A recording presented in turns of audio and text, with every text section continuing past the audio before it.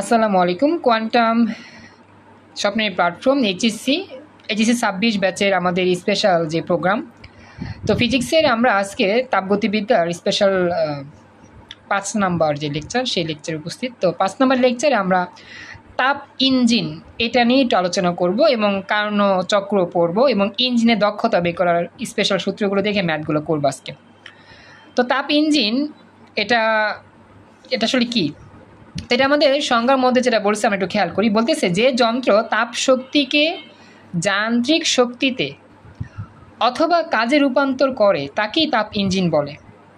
অর্থাৎ একটা ইঞ্জিন থাকবে আমাদের সামনে, যেই ইঞ্জিনটার বাহির থেকে তাপ শক্তি প্রয়োগ করলে সেই তাপ শক্তির মাধ্যমে ওই ইঞ্জিনটা কাজে রূপান্তর করবে তাপ শক্তিকে, তো ওটাকে বলা হয় কি তাপ ইঞ্জিন। তো এই তাপ ইঞ্জিন প্রক্রিয়াটা আসলে এরকমভাবেই হয়, এটা বইতে দেওয়া আছে। তপন স্যারের যে বই আমরা ফলো করি, তপন স্যারের বইতে এভাবেই চিত্রটা লেখা আছে, যেখানে আমাদের মাঝখানেটা হচ্ছে তাপ ইঞ্জিন, উপরে হচ্ছে আমাদের কিছু, নিচে হচ্ছে কিছু, আর এখানে আমাদের সূত্র আর কি। তো আমাদের মুখস্থ করতে হবে সংজ্ঞা, যে তাপ ইঞ্জিন কাকে বলে। যে যন্ত্র তাপ শক্তিকে যান্ত্রিক শক্তিতে অথবা কাজে রূপান্তর করতে পারে বা করে তাকেই মূলত তাপ ইঞ্জিন বলে।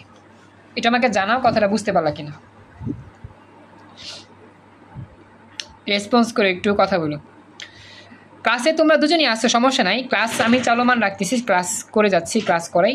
হয়তো ওদের কোনো সমস্যার জন্য আসতে পারে নাই, প্রবলেম নাই, আমি ক্লাস করাচ্ছি যেভাবেই, তোমরা ক্লাস কন্টিনিউ করো। ক্লাসে একজন থাকুক বা দুজন থাকুক, ক্লাস আমি চালা যাবো, সমস্যা নেই। এখন কথা হচ্ছে গিয়ে, এই যে তাপ ইঞ্জিন যে আছে, এটা তো মাঝখানেরটা তাপ ইঞ্জিন বুঝছি আমি। তাহলে উপরেরটার নাম কি? এই উপরেরটার নাম হচ্ছে উৎস। অর্থাৎ এখানে আমি তাপ শক্তি সঞ্চয় করি বলতে মানে এখানে তাপ শক্তিটা থাকে, সেই তাপ শক্তি আস্তে আস্তে বেয়ে এদিকে যায়। তো এখন এই তাপ উৎসকে আমরা বলি Q1, যেখান থেকে তাপ শক্তি প্রয়োগ করি আর কি। আর এখানে আমাদের প্রচুর তাপমাত্রা থাকে। তাপ উৎস তো Q1, এখানে তাপমাত্রা কি থাকে? প্রচুর, মানে অনেক তাপমাত্রা পাওয়া যায় এখানে। তো এটাকে বলা হয় উচ্চতর উষ্ণতা। যেহেতু এখানে অনেক তাপ শক্তি পাওয়া যায় এবং এখানে অবশ্যই তাপমাত্রার মানটাও বেশি থাকে, তো এখানে বলা হয় এটাকে উচ্চতর উষ্ণতা T1। তাপ শক্তি বা তাপ উৎস Q1, আর এখানে যেহেতু অনেক তাপমাত্রা পাওয়া যায়, এটা হবে কি T1। এবং এই তাপ শক্তি আস্তে আস্তে এই যন্ত্রের মধ্যে প্রবেশ করে। তো যন্ত্রের মধ্যে প্রবেশ করার পর কিছু অংশ আমাদের কাজে রূপান্তরিত হয়, আর বাকি কিছু অংশ কি বাইরে বের হয়ে যায়। কথা কি বুঝতে পারছো? সোহান কথা বইল। আচ্ছা, এখন পরবর্তী অংশ হচ্ছে এই যে যতটুকু আমাদের তাপ শক্তি বের হয়ে গেল, এটাই আসলে কাজে রূপান্তরিত হইল। আর যতটুকু তাপ শক্তি নিচে গেল, এটা আমার অন্য হিসেবে থাকলো আর কি, অন্য স্থলে।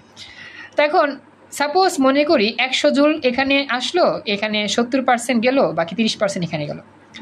তাহলে এই জায়গার মধ্যে যতটুকু তাপ শক্তি আমার কাজে রূপান্তরিত হলো, এটাকে আমরা এই সূত্র দিয়ে প্রকাশ করি।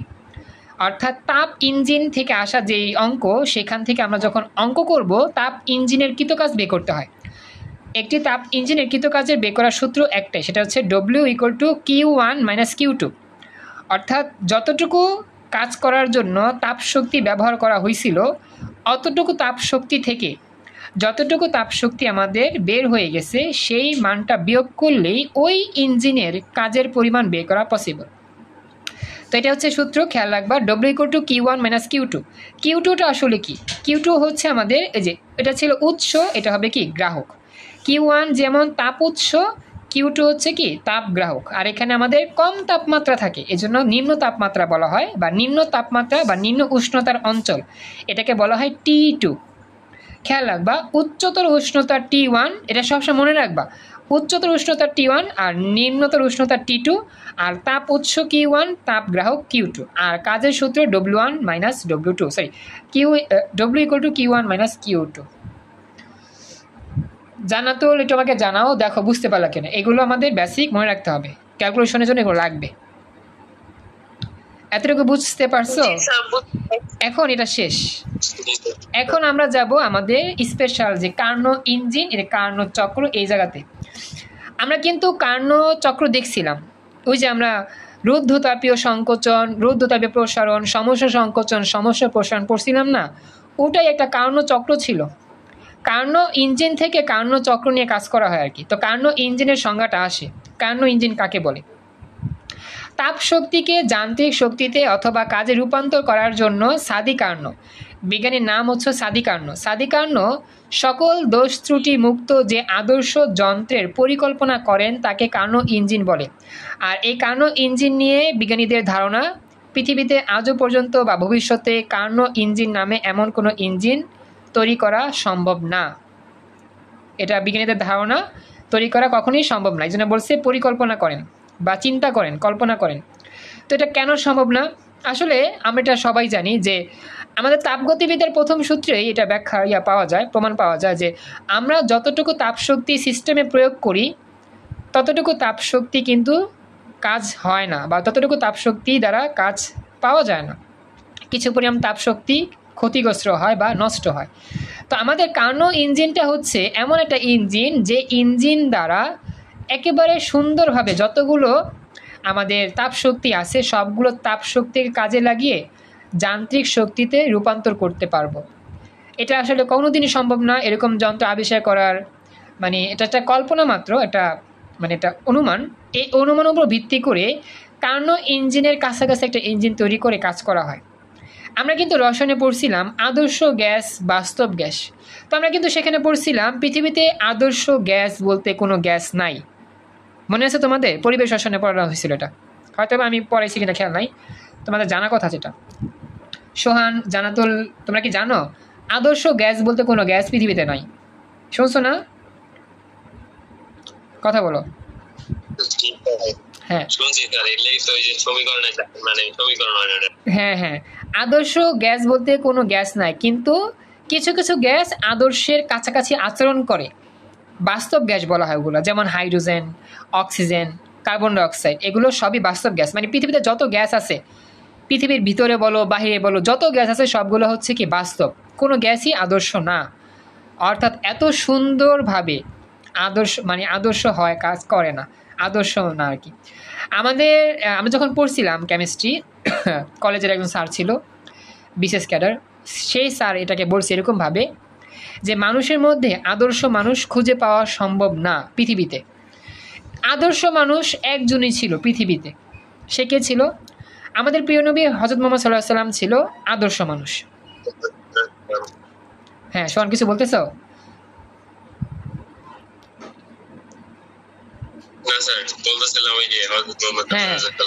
হ্যাঁ, আদর্শ মানুষ কে ছিল? হযরত মুহাম্মদ সাল্লাল্লাহু আলাইহি ওয়াসাল্লাম ছিল আদর্শ মানুষ। তো পৃথিবীতে এখন কোন আদর্শ মানুষ নাই, আর পাওয়া সম্ভব না। শুধু একজন মানুষই আল্লাহ তাআলা পাঠাইছে, তিনি ছিল আমাদের প্রিয় নবী। তো এরকমভাবেই পৃথিবীতে আদর্শ গ্যাস বলতে কিছু গ্যাস নাই, কোনো গ্যাসই নাই। তো যে সকল গ্যাস আছে সবগুলো হচ্ছে বাস্তব। এই গ্যাসগুলো আদর্শের মতো কাজ করতে পারে বা কাছাকাছি কাজ করে, কখনোই পুরোপুরি কাজ করতে পারে না।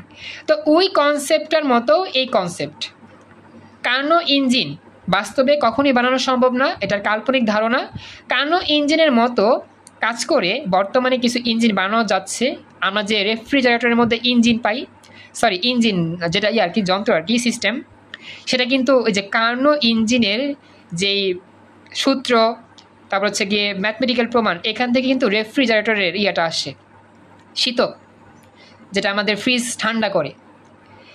আমাদের এই কার্নো ইঞ্জিন থেকে ওইটা আসে। আমরা কিন্তু লাস্টে পাবো ব্যবহারিকেও আছে কার্নো ইঞ্জিনের ব্যবহার।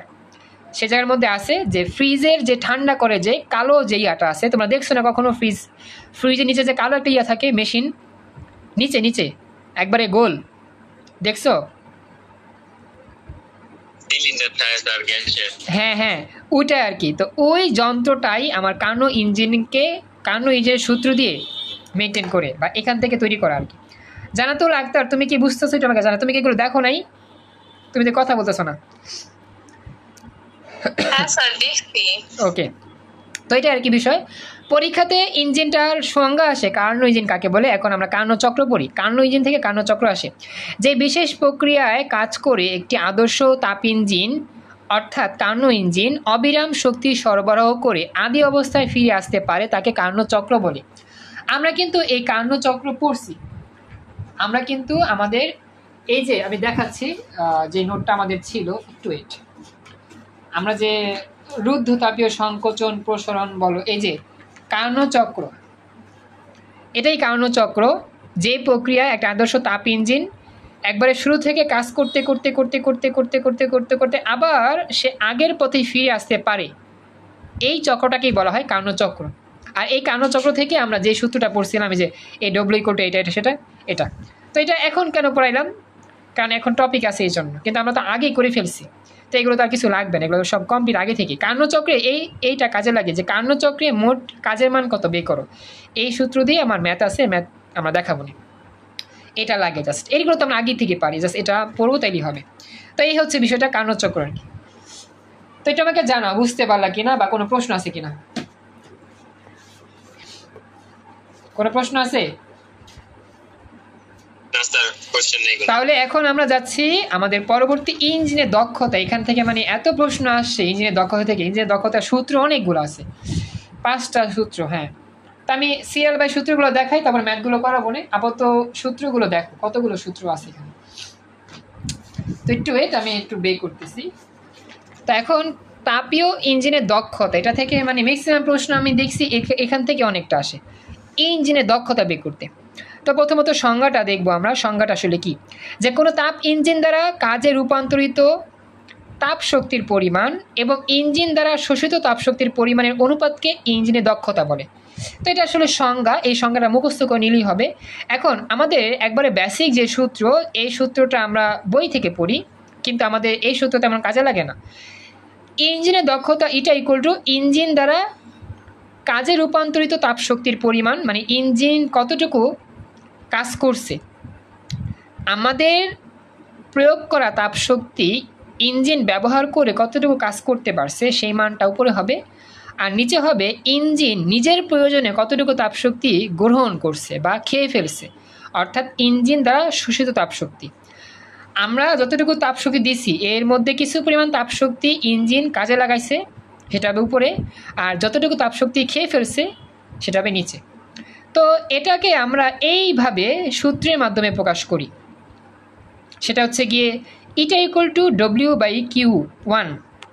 মনে রাখবা সূত্রটা কী হবে, ইটা ইকুয়াল টু W/Q1। W হচ্ছে কাজের মান, এটা দেওয়া থাকবে, আর Q1 হচ্ছে তাপশক্তি বা শোষিত তাপশক্তি, যেই তাপশক্তি ইঞ্জিন গ্রহণ করে বা শোষণ করে নিজের প্রয়োজনে। এটা হচ্ছে প্রথম সূত্র। দেখো বুঝতে পারলা কিনা, একটু কথা বইল জানাতুল সোহান। আচ্ছা, এবার নেক্সট পরবর্তী দ্বিতীয় সূত্র। দ্বিতীয় সূত্রটা খুব ইম্পর্টেন্ট, এটা আমরা বেশি ব্যবহার করি। ইটা equal to Q1 - Q2/Q1, Q1 - Q2/Q1 into 100%। যখন আমাদের তাপ শক্তি দেওয়া থাকবে, Q1 হচ্ছে শোষিত তাপ শক্তি, আর Q2 তাহলে কি, Q2 হচ্ছে বর্জিত তাপ শক্তি। খেয়াল রাখবা, ঠিক আছে? আমি একটু জুম আউট করতেছি এই জিনিসটা দেখার জন্য। এই যে দেখো, Q1 হচ্ছে শোষিত তাপ শক্তি, Q2 হচ্ছে কি বর্জিত তাপ শক্তি। এগুলো সব লাগবে, আমি সিরিয়াল মতো দেখা যায়, ম্যাথ করলে বুঝবো একটু পরে। এরপরে দেখো পরবর্তীতে আমরা চাইলে কিন্তু এই সূত্র না লিখে সরাসরি 3 নম্বরটা দিয়েও করতে পারি। ইটা ইকুয়াল টু 1 - Q2/Q1। আসলে Q1 যদি ভাগ করে দাও তাহলে Q1 ভাগ করলে 1 আসবে, মাইনাস Q2/Q1।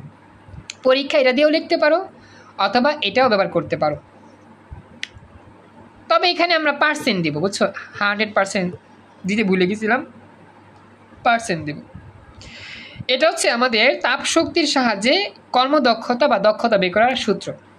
ইঞ্জিনের কর্মদক্ষতা বা দক্ষতা বের করার সূত্র এটা হচ্ছে তাপ শক্তির সাহায্যে। আরেকটা সূত্র আছে তাপমাত্রার সাহায্যে, দুইটা আমরা শিখব। এই দেখো 1, 2, 3 বুঝতে পারলাম কিনা, বা কার কোনো প্রশ্ন আছে কিনা? কোনো প্রশ্ন আছে? আচ্ছা, এবার আমি যাই নেক্সট পরবর্তী। এটা আরেকটা সূত্র তাপমাত্রা দিয়ে। আগে ছিল Q1 - Q2/Q1, T1 - T2/T1 100%। T1 মানে কি উৎসের তাপমাত্রা, T2 মানে কি গ্রাহকের তাপমাত্রা, শেষ। তো এটাও সিম্পল আগের মতো আমরা করতে পারবো, সেটা হচ্ছে কি 1 - T2/T1।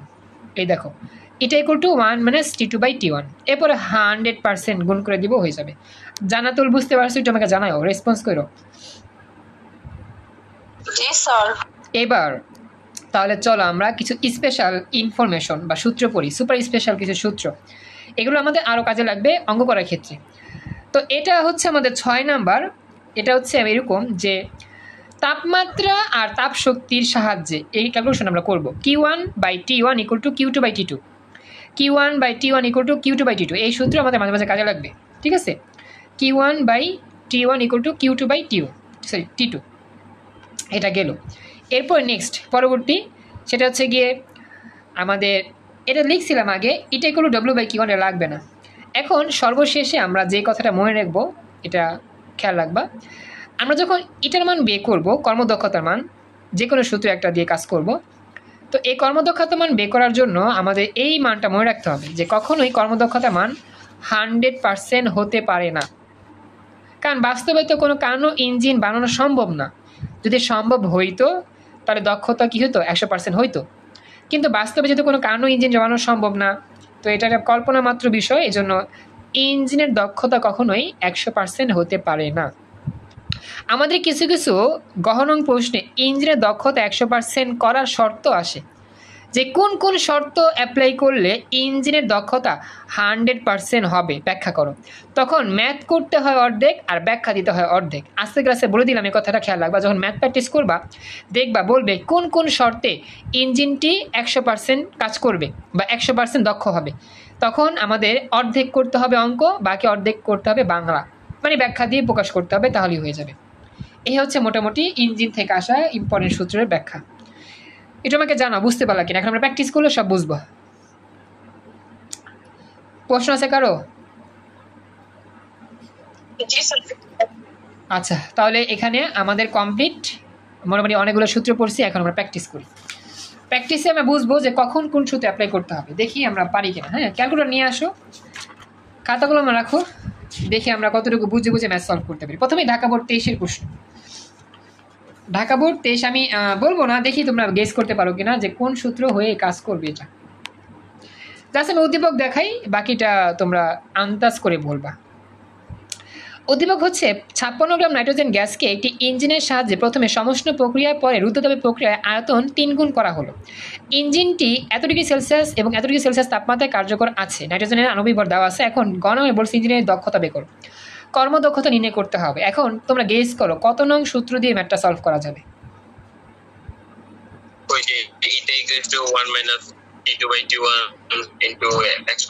Very good, excellent. হ্যাঁ হ্যাঁ, ভেরি গুড। এই যে আমাদের 5 নাম্বার যে সূত্র ছিল, এটা = 1 - T2/T1। ভেরি গুড, তাহলে করে ফেলো তো, দেখো পারো কিনা, দেখি হয় কিনা। জাস্ট ক্যালকুলেশনটা করে আমাকে উত্তর বলবা কত হয়।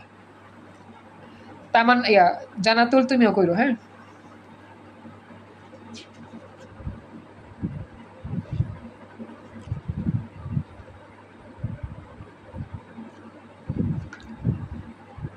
আমি একটু রাখতেছি কেন এই জায়গার মধ্যে, দেখি তোমাদের প্র্যাকটিস করাচ্ছে আর কি। ক্যালকুলেশনে অনেকে ভুল করো, তো এই জন্য আর কি আমি উত্তর দেখাচ্ছি না আপাতত। তোমরা একটু শর্টকাটই করো, প্রবলেম নেই, এত বিস্তারিত করতে হবে না। মানে ক্যালকুলেশন করে দেখবা উত্তর কত আসে, সেটার সাথে আমি মিলাবো, দেখি হয় কিনা। ক্লাসে অনেকে আসতে পারেনি, হয়তো ওদের কোনো সমস্যা কারণে আসতে পারেনি, সমস্যা নেই। ক্লাস চলতেছে, চলবে ইনশাল্লাহ। ক্লাস যতদূর পারবা চেষ্টা করবা জয়েন করার জন্য। আদিবা তো ক্লাস করছে, আদিবা ইংরেজি ক্লাস করছে, এই ক্লাসে জয়েন হতে পারেনি। অনেকে আছে, দেখি ওদের সাথে কল টল দিয়ে যোগাযোগ করবো ইনশাল্লাহ, দেখি কতটুকু ওরা অ্যাক্টিভ হইতে পারে, ক্লাসে আসতে পারে। সবাই চেষ্টা করে ক্লাস করার জন্য, সামহাও কোনো কারণে হয়তো ক্লাস মিস হয়।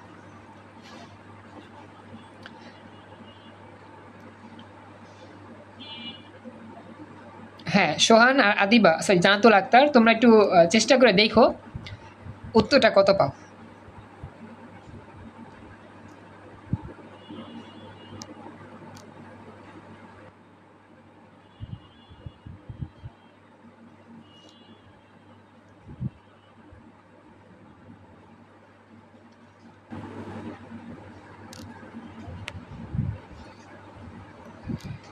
সোহান, জানাতুল, তোমাকে জানা, তোমরা কি শুনতে পাচ্ছ? পারছো অঙ্কটা? জি স্যার, 25% হয়। জি স্যার।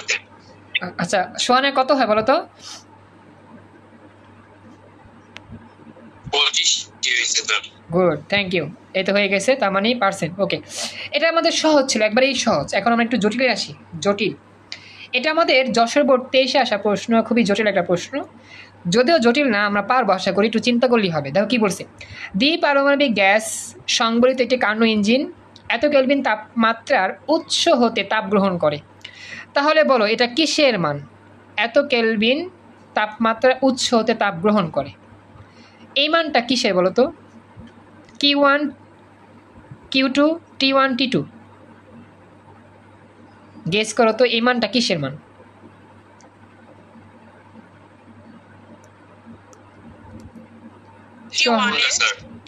এই যে এই মানটা যে 500 কেলভিন তাপমাত্রার উৎস হতে তাপ গ্রহণ করে, এই আচ্ছা জান্নাতুল বলছো T1, সোহান বলো তো তোমার মতামত কি, এই মানটা কিসের মান? Q1 Q2 T1 T2, এই মানটা কিসের মান হবে? জান্নাত তুই বলছে, সোহান বলো তো একটু দেখো তো, গেস করো তো। সোহান বুঝছো আমার কথা?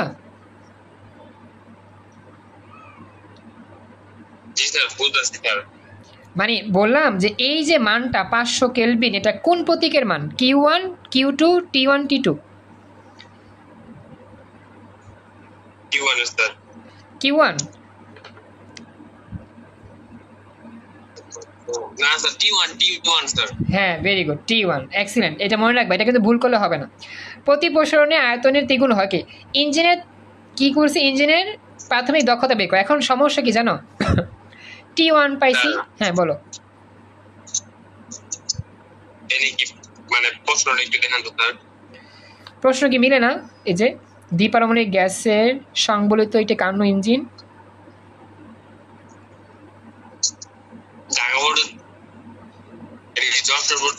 হ্যাঁ যশোর 32। কেন তুমি অন্য বোর্ড দেখতেছো?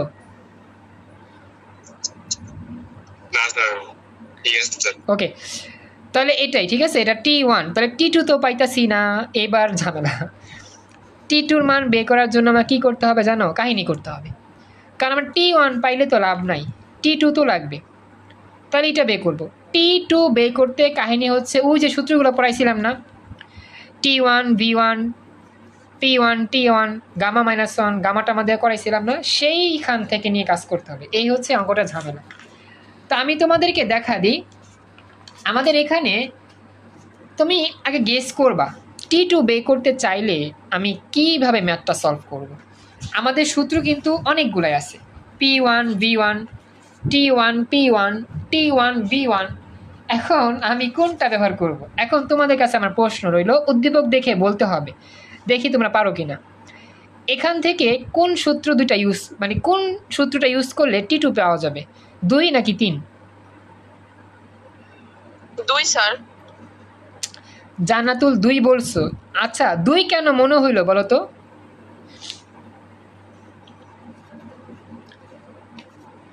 দুই মনে হয়েছে কেন? এখানে T2 এর মান বের করতে কইছে, তাহলে এখানে হচ্ছে আয়তনের মান দেওয়া আছে আমাদের। Excellent, very good, thank you so much. আমার উত্তরটা রাইট হয়েছে, তোমার উত্তরটা আমি এটাই চাচ্ছিলাম। আমাদের এখানে আয়তনের কথা উল্লেখ করা আছে, T2 বের করব ঠিক আছে, T1 দেওয়া আছে, আয়তনের উল্লেখ আছে, এই জন্য 2 নাম্বার হবে। কারণ আমাদের বলছে এখানে প্রতি প্রসারণে আয়তন 3 গুণ হয়। তো আমাকে জানাও সোহান, সিস্টেমটা বুঝছো কিনা? আয়তনের কথা উল্লেখ থাকাতে 2 নং সূত্র হলো, আদারওয়াইজ 3 নংটা দিয়েই করতাম। ওকে, তাহলে আমরা ধরে নিব প্রাথমিক আয়তন V, পরবর্তী আয়তন হচ্ছে 3V। এবার আমি একটু ক্যালকুলেশনটা হালকা পাতলা দেখা দিই। এই যে ধরি প্রাথমিক আয়তন V1 V, পরবর্তী আয়তন V2 হচ্ছে 3V, তাপমাত্রা হচ্ছে T1, গামা হবে কত? 1.4, দ্বিপারমাণবিক বলছে, আর T2 বের করবো। আচ্ছা এগুলো ক্যালকুলেশন করতে পারবো আশা করি, এই ক্যালকুলেশন তো ঝামেলার কথা না, এগুলো আমি পড়াইছি, আগেও পড়াইছি, পারবেন ক্যালকুলেশন করতে। তো ক্যালকুলেশন যদি করি উত্তরটা পাওয়া যাবে কত? 332.2 কেলভিন। এগুলোকে দেখা দিতে হবে, পারবো না এগুলো? ওইটা আমি করাইছি। হ্যাঁ বলো, কিছু বলতেছো? ও পরীক্ষা, যাক প্র্যাকটিস হইলো আর কি। আচ্ছা তো এখন এটা বুঝছো কি, একটু আমাকে জানো, এতটুকু কমপ্লিট তো? স্যার বুঝতে পারছি, কিন্তু ম্যাডাম স্যার কোনো কিছু গাইড কোনো কিছু করা নাই, পুরান বই করা এটা রাখা কি তোমরা পরীক্ষা দিও। আমি জিগে ম্যাডাম গাইড করবেন না কি না, তোমরা গাইড করে দাও তো এখন। আচ্ছা একটা কথা বলি, শোনো, ম্যাডামকে বললো যে ম্যাডাম আমাদের তো আসলে প্র্যাকটিসগুলো আমরা বোর্ড ওয়াইজ করি, তো যদি বোর্ড ওয়াইজ প্র্যাকটিস করি তো আমাদের উপকার হয় বেশি। সবাই মিলে যদি বলো তাহলে ম্যাডাম অবশ্যই গাইড ধরবে, কারণ গাইডটা ইম্পর্টেন্ট আছে, কারণ আমাদের প্র্যাকটিস প্রচুর আছে গাইডে। পুরাতন বইতে অঙ্ক আছে, ঠিক আছে, সেই অঙ্কগুলো আমরা করব, আমাদের এইগুলো জোর দিতে হবে, কারণ এখানে প্রচুর অঙ্ক। এখানে যদি তুমি চিন্তা করো সৃজনশীল আছে 50-60টার মতো কমপক্ষে হইলো, তো এগুলো করলেই ইনাফ, প্রচুর প্র্যাকটিস হয়ে যায়। পুরাতন আর অঙ্কগুলো না করা মানে করার তেমন প্রয়োজন হয় না, কারণ সিলেবাস তো আমাদের সৃজনশীল। পুরাতন ম্যাথগুলো তো তেমন আমাদের উল্লেখ করে না, নতুন নতুন গতানুগতিক যে টপিকগুলো থেকে প্রশ্ন আসে সেগুলোই দেয়। তো এই জন্য আমাদের এগুলো একটু ফলো করা উচিত বেশি আমার মতে, বুঝছো? তারপরেও তোমরা বলবা, হ্যাঁ তোমরা তারপরে বলবা সবাই মিলে যে স্যার ম্যাডাম আমাদের তো স্যারও করায়, গাইড থেকে করায়, আপনি একটু গাইড থেকে করান, কারণ আমরা এগুলোই প্র্যাকটিস করতেছি বেশি, পরীক্ষা কলেজে এগুলো থেকেই দেয়, বা গাইডের মতো করেই, বা এই সিনশিয়াল অনুরূপ প্রশ্ন দেয়। এবার যদি বলো, সবাই মিলে বলতে হবে, তুমি একা বললে তোমারই দোষ হবে। সবাই মিলে যদি বলতে পারো তাহলে আশা করি ম্যাডামে পদক্ষেপ নিবে বা ওই ম্যাথগুলো পড়াইবে বা পরীক্ষা দিবে, ঠিক আছে? আসসালামু আলাইকুম স্যার। ওয়ালাইকুম সালাম। সাইমা, নুসরাত জয়েন করছো, খুশি হলাম। আমি জানি তোমাদের নেট সমস্যা বা কারেন্ট চলে গেছিলো দেখে তোমরা আসতে পারো না, কোনো সমস্যা নেই, থ্যাংক ইউ, জয়েন করছো, খুশি হলাম। তো সোহান বুঝছো যে বলছি এভাবে বলে দেখো, আশা করি তাই তিনি হয়তো বা কাজটা করতে পারে, ঠিক আছে? আচ্ছা স্যার। আচ্ছা, তো এটার বাকি ক্যালকুলেশন করতে পারবা না? পারার কথা আশা করি, একবার ইজি, ওই যে 1 - T2/T1 মানটান বসায় দিয়ে ক্যালকুলেশন করবা, ক্যালকুলেশন করলে দেখা কত আসে, করো তো একটু, যদিও পারবা তারপরে দেখি একটু কতটুকু হয়, দ্রুত করো, আর অঙ্ক করতে হবে আমাদের।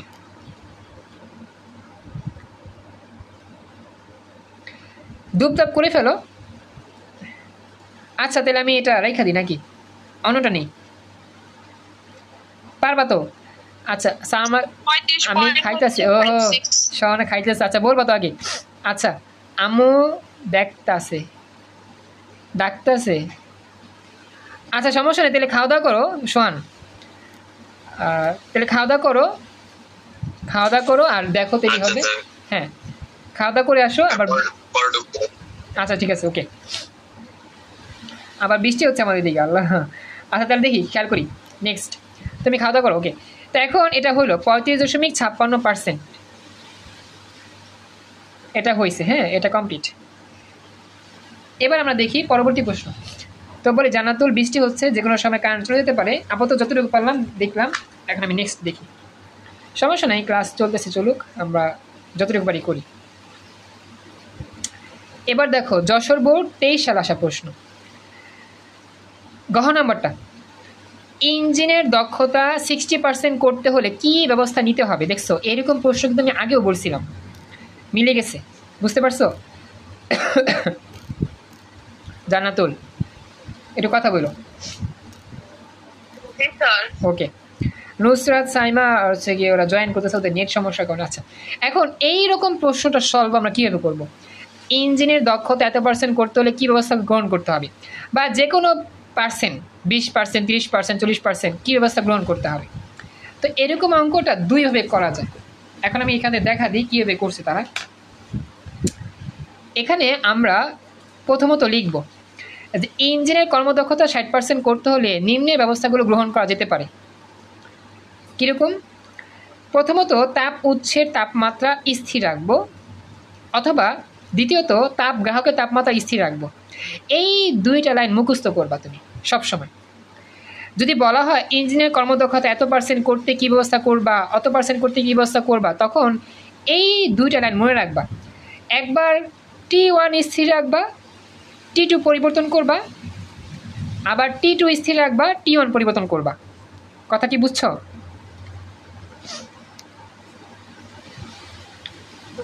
এখন কথা হচ্ছে তাপ উৎসের তাপমাত্রা স্থির রাখবো, উচ্চ মানে T1টা স্থির রাখবো, T1 স্থির রেখা T2 পরিবর্তন হবে। এখন T2 কি করব? T2 আমি হ্রাস করব বা কমায় দিব। মনে রাখবা T1 স্থির রেখে T2কে কমাইতে হয়, আর T2 স্থির রেখে T1কে বাড়াইতে হয়। আমি আবার বললাম, T1 স্থির রেখা T2 রে কমাইতে হয়, আর T2কে স্থির রেখা T1 রে বাড়াইতে হয়।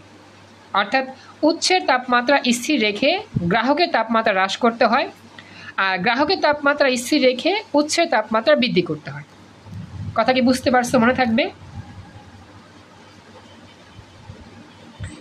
এই লাইন দুইটা মুখস্থ রাখবা। জান্নাতুল কথা বলো। জি স্যার বুঝতে পারি। এখন উদ্দীপকে দেওয়া আছে কর্মদক্ষতার মান 60%। এখন পার্সেন্ট থেকে 100 দিয়ে ভাগ করলে কি হবে? 0.6 হবে, সেটাতে আমরা করব।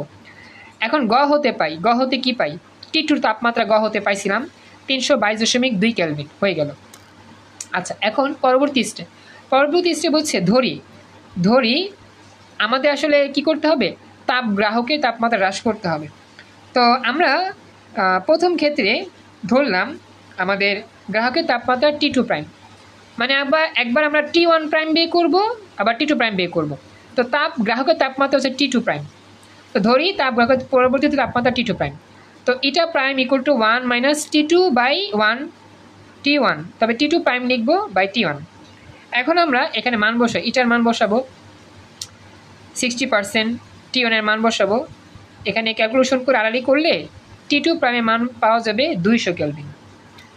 এই ক্যালকুলেশন কি করতে পারবা না? একটু আমাকে জানাও তো। জি স্যার পারব। আচ্ছা, তাহলে আমরা T1 এর মানটাকে স্থির রাখছি, T2 এর মানটা পাইছি কত? 200। এখন আবার T2 এর মানটা স্থির রাখবো। T2 এর মান কত ছিল? 322, এটা স্থির রাখবা। আবার T1 প্রাইম বের করি। এবার লিখব দ্বিতীয় ধাপ, ধরি উৎসের তাপমাত্রা পরবর্তী তাপমাত্রা T1 প্রাইম। তো এটা prime equal to T1 minus T2/T1 prime into 100%। T2 এর মান কত? ওই যে 322.2, এটা রাখবো স্থির। 322.2 নিচে কিন্তু T1 প্রাইম ইন্টু 100%। আর এটার মান কিন্তু সবসময় একই থাকবে 60%। মান বসালে আমার T1 প্রাইমের মান বের হবে 805.5 কেলভিন। এতটুকু বুঝতে পারলা কিনা একটু আমাকে জানাও। জি স্যার বুঝছি। নুসরাত, সাইমা, তোমরা কষ্ট করতেছো জানি, তোমাদের হয়তো কারেন্ট চলে যাওয়াতে বা অন্য কোনো সমস্যায় ক্লাস করতে পারো নাই, রেকর্ডটা দেখে নিও আবার। থ্যাংক ইউ, জয়েন করছো, খুশি হলাম। আর বাকি পোলাপেনের তো খবরই পাইলাম না, ওদেরকে দেখি কি করা যায়, নেক্সট ক্লাসে ওরা যদি আসতে পারে ভালো হবে। আচ্ছা, এবার তাহলে দেখো নেক্সট। তাহলে এখন আমরা দেখলাম যে T2 মানটা কিন্তু আমাদের কি হইল? T2 মানটা কিন্তু 200 পাওয়া গেল, T2 প্রাইম 200 পাওয়া গেল, আর আমার T1 প্রাইম 805। T2 প্রাইমের মান যেহেতু 200, এটা কি আমার T2-র চেয়ে কম হয়েছে না? T2 প্রাইমের মান কিন্তু T2-র চাইতে কম, তার মানে T2 এর মান কমাইতে হবে, গ্রাহকের তাপমাত্রা কমাইতে হবে। তার মানে প্রমাণিত গ্রাহকের তাপমাত্রা কম পাইছি। কথা কি বুঝছো? রেসপন্স করো। জি স্যার বুঝছি। এরপরে T1 এর মানটা বাড়াইতে হবে। T1 এর মান কত ছিল? আগে ছিল 500, এখন কত পাইছি? 805, তার মানে এটা বৃদ্ধি পাইছে। এবার সর্বশেষে বলে দিব কি? অতএব উপরে গাণিতিক বিশ্লেষণ হতে দেখা যায় উৎসের তাপমাত্রা 805.5 কেলভিন এ উন্নতি করে অথবা গ্রাহকের তাপমাত্রা 200-তে নামিয়ে ইঞ্জিনের কর্মদক্ষতা 60% করা সম্ভব।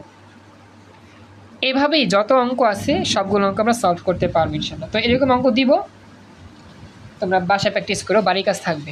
আপাতত আজকের মতো আমরা স্পেশাল 5 নম্বর ক্লাস এখানেই কমপ্লিট করলাম। এটা আমাকে জানাইও নুসরাত, সাইমা, জান্নাতুল, বুঝতে পারলা কিনা? জি স্যার বুঝছি। আচ্ছা, জান্নাতুল, সাইমা বইলো, বুঝতে পারছো? সাইমা তো একটু জয়েন করছো, জান্নাতুল বইলো। জি স্যার বুঝতে পারছি। তো মোটামুটি আজকে আমরা ক্লাস এখানে রাখলাম, আর নিলাম না, বৃষ্টি হচ্ছে তো জন্য 11টার মধ্যে ক্লাস হওয়ার কথা, তো তারপর আজকে কম নিলাম। তো আজকে এখানে রাখলাম, নেক্সট ক্লাসে আমরা এরপর থেকে যাবো। আল্লাহ হাফিজ।